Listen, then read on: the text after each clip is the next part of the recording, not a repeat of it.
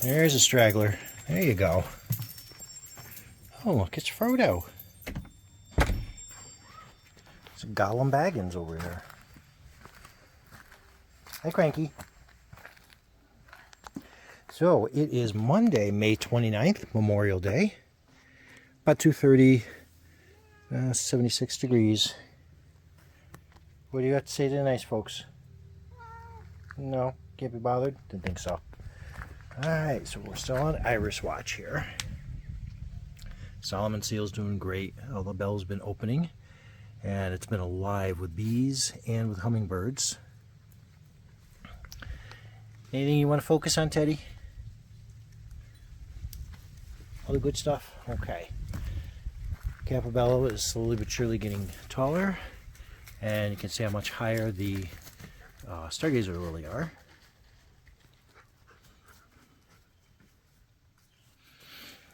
And before I forget again, I'll make sure I focus in here. So Dee shored up the fountain a little bit. We're just going to keep it as a planter.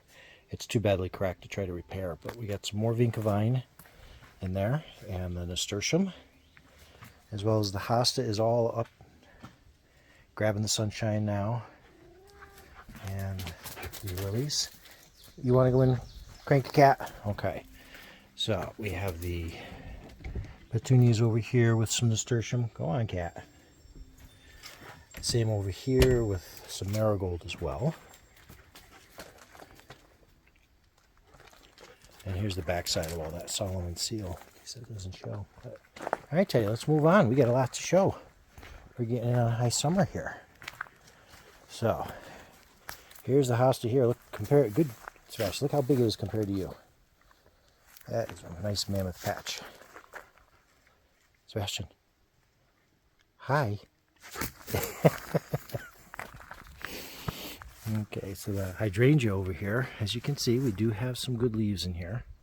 So the plant will absolutely be saved. I just don't think that, I think we lost the season. There's just not enough leaves there for vigorous growth, and certainly not enough to tell it that it's safe to put up some flowers. But speaking of flowers, look at this tulip. It's still perfectly formed and doing great. And that's one of those tall ones. That's the other hosta there. And you'll have to forgive me, I'm going to have to start getting details as I'm given the list. But everything through here is spreading. I know we have more of the Campobella in here, which we're actually letting spread behind as well to the lilac patch. Just so it's one big vigorous garden in there instead of doing a lot of trimming in between the patches. So real quick back here, I transplanted some milkweed. I found two good bunches down below on the fire road.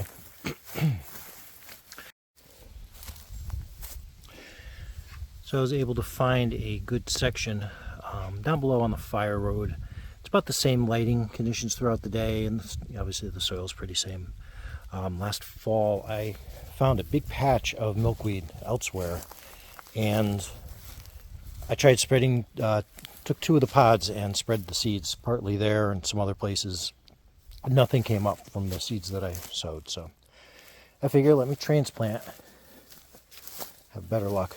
Over here we have some cat grass and some catnip we planted from seed, so we'll be keeping an eye on this. And then back to the regular scheduled gardens here. I decided not to mow this week.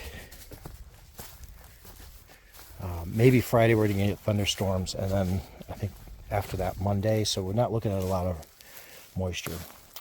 Okay, so we have Sweet William here. And no, the Liatris is not coming back over here this year. That's right, we were looking for it, but for some reason did not come back. So far, keep an eye on that for the Sweet William, and I think that patch is the furthest along in the yard. This garden section here, we fenced it off basically to keep the cat out of there and then the dog out of there chasing after what the cat's been doing, and also because the deer in the yard are a problem. So we're going to do some vegetables in there.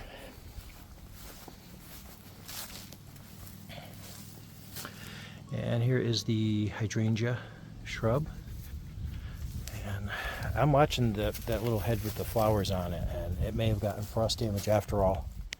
But here on the back, and again, I know it's really bright here. We've been getting a lot of these days where we don't have any clouds at all. Lately it's been either overcast pretty much the entire day with breaks of sun, or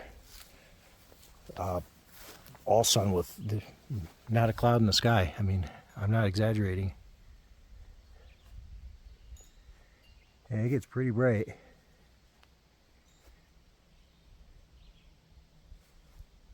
Spare you the full sun there, but yeah. Yesterday it got up to 89 on our thermometer. All these are patches of daisies here. All these are wild daisies that have been spreading throughout the yard. So 89, very hot, brutal in the sun. Today it was 77. I think it said it was 76 when I came out. So much more manageable. This viburnum here is doing really good this year. As sickly as it's looked sometimes over the winter, and I know I should have planted it with a little better sun, but we never expected this cherry here to keep growing as big as it has. It was not that big when we moved in. But yeah, a lot of flowers this year on this. So over here, Sweet William, bee balm, sorry, yes, this is all bee balm here. Just looking carefully for other stuff, because we're also waiting for this wisteria to do something. It's end of May, buddy. I'll start showing a little bit of interest. So these peony are doing great, as you can see. The ants are on there. Still working away, but that should open pretty soon. And those tiger lilies are doing great back there, getting bigger and bigger. So as this does with a little more interest, we'll get back onto that. What else to show? Ah, yes, so this other viburnum here, all those pods open up. All these nice tight little flowers here. Let's see if you focus in here. Not too bright, right? Very soft little pocket, so all throughout. And they're on the other side too.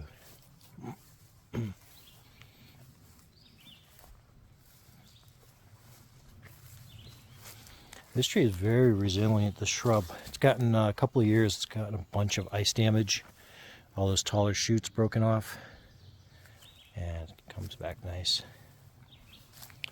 So over here we have a lot of, I think there was a mixed flowers in here. So there were the poppies that had started last fall when we got that warm crunch. But then there's a bunch of other things in here as well. So we'll keep an eye out for that and see what comes along. We got more of the wild daisies all through here. And we have a bunch of black-eyed Susan already starting.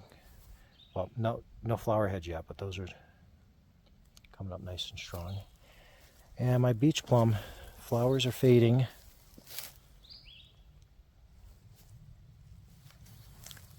But the leaves are coming in nice and strong. This will be such a nice little source of shade for that area.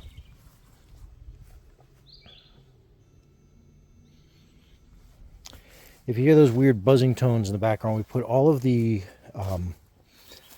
solar powered mole chaser things, we put them in the gardens to try to keep the deer away.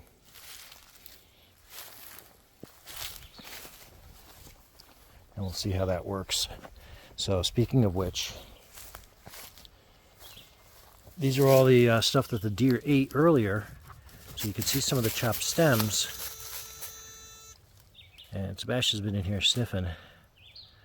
But the rest of the plant is coming back. And it looks like a lot of the lilies here got a little too long. So maybe they're not as tasty anymore. So we thought we had lost this whole patch. Deer came in early and just everything right down to the just above ground. This is an ornamental cherry, by the way, this one here.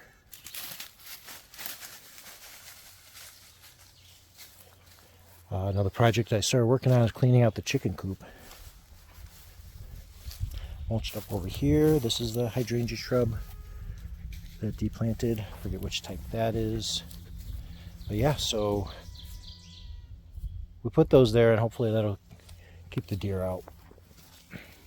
Alright, moving on back. Getting into that time of year when videos are going to start taking longer and longer. So, in that development, we don't have the donkeys any longer. We made an arrangement with the rescue to find them new homes. Basically, the donkeys are a lot younger than I am, and it's a lot of work. And we figure while they're young and in such good health that the rescue will have no problem adopting them out to a younger family who has more time and energy and back strength to devote to that. So we're going to focus on gardening. And to that end, we figured, well, since they were very kind to fertilize a large fenced-in section with electrical fence, we might as well take use of it to grow some great veggies and some sunflowers and some other things for the birds and everything. Dee has been very creative. She found this pot at the swap shack. It's like a very nice heavy vase and filled with water. We have one of the solar fountains in there, and then with moss. So it's a nice safe bird bath area. And then we have those stones that they charge up in the sun and then they'll glow at night. Some edging over here to define the areas a little better. And another creeping type of vine here to add to the fairy structure. And one of my evening videos, I'll get some footage. She added some fairy lights to the whole fountain. And again, some more edging. While I'm here, you can see very clearly that the rose is doing great. No buds for the flowers yet, but flowers are nice and healthy looking.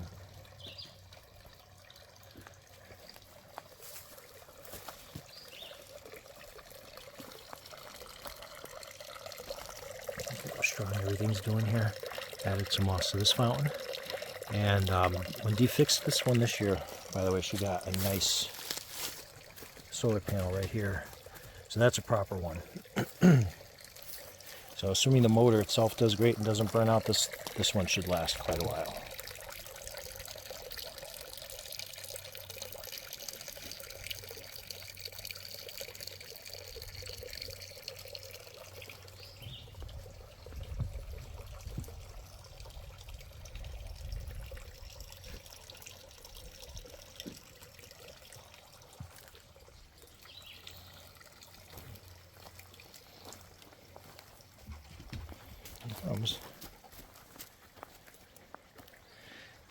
Sebastian, you see the elephant hosta?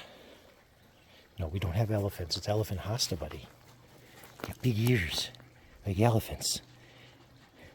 Like Irish setter doodles. What else we got, Sebastian? Looking for mulch today. We went to like 3 different places, and pretty much all the mulch is getting replaced with potting soil and manure. And so we got the May pinks over here. More of the elephant hosta there. And on the nasturtiums, if you go back and look at last week's video, you'll see that these have grown at least another 1.5 inches, it looks like. And Dee did more work on this fountain as well. We got some nice sturdy blocks underneath, so it should keep it level despite the shifting, soft, because this is like a bit of a moss under here, and there's it's basically a rubble pile. It's been filled in over the years. So this will keep that a lot sturdier season to season.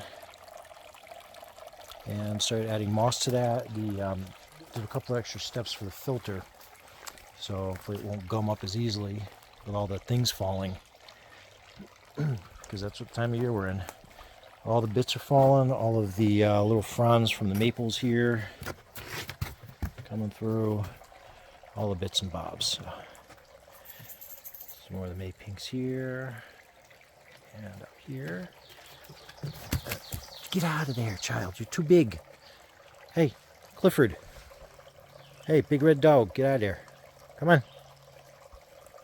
You're going to break something. Come on. Child. Ah, yes. Let's take a look at the clematis here. Oh, Misha got himself some plants too. He's got some catnip already started, so he can play with. So we're getting pretty close to the clematis starting to flower, but we're not quite there yet. Plant's doing good. We're talking about doing some extra twine to support these big bunches here, because they're already too long to get back through the cage. So rather than try to break them or bend them, we'll just give them a little bit of support. Peony here. The ant's been working away at these. I think we're the two on that one. And the foamy bells are starting to stand up now, nice and high. Oh, I know you guys need some water. Yesterday was brutal on everybody. Yeah. Give everybody a good watering. I got some supplies too, some extra hose fittings. Pulled out an extra length of hose we could do up by the vegetable gardens, but now I want to do a Y split. So the backyard has basically two hoses to play with. One for the lower flower garden area and one for the upper vegetable garden. And he bought some more vinca vines so we can renew our little tree faces here. Sebastian, did I forget anything? I don't think so. That's about where we are. So a lot of work, a lot of sweating. That was a lot of work getting the garden started. Dee has really been hitting it out of the park with that. I've of course been trying to help where I can. Once stuff starts getting established, I'll include that in the video as well, kind of showing what we're growing and how it's coming along. I'm sure we're going to have a really good showing this year for vegetables, just because it's such everywhere up there is rich manure. So it's what happens afterwards and what kind of weeds start getting in there.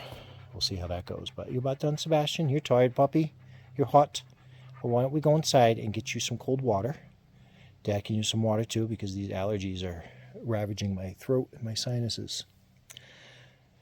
This week, it's going to be about 70s, a couple of days, and then toward the end of the week, we're going to get hot again. 85, probably 90 for a couple of days before it settles down again after some thunderstorms. But that's about it. I'll go get this edited and have it out in the morning. So I hope everyone has had a peaceful and safe weekend. Thanks for watching.